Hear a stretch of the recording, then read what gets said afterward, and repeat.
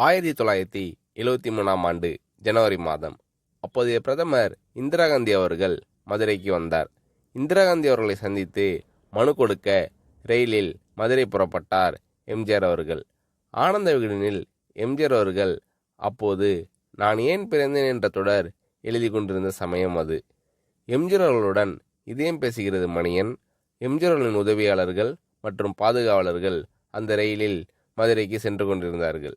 மதுரை வரை எம்ஜிஆர் அவர்கள் ரயிலில் செல்கிறார் என்ற தகவல் மக்களுக்கு தெரிந்துவிட்டது. இதனால் வழி எங்கும் ஒவ்வொரு ஸ்டேஷனில் எம்ஜிஆர் அவர்களை காண மக்கள் திரண்டுவிட்டனர். எம்ஜிஆர் மீதான மக்களின் பாசமலையை கட்டுப்படுத்த வழக்கம் போல் அன்றும் எம்ஜிஆர் அவர்களின் உதவியாளர்கள் மற்றும் பாதுகாவலர்கள் மிகவும் சிரமப்பட்டனர்.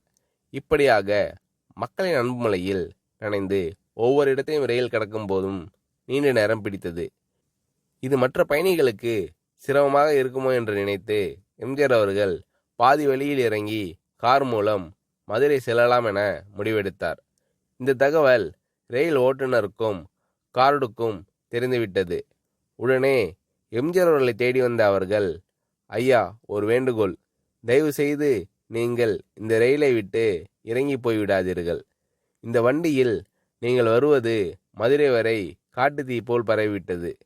தொடர்ந்து இதேபோல் ஒவ்வொரு ஸ்டேஷனிலும் மக்கள் சாறை சாறையாக வந்து நிற்பதாக எங்களுக்கு தகவல் வந்தது.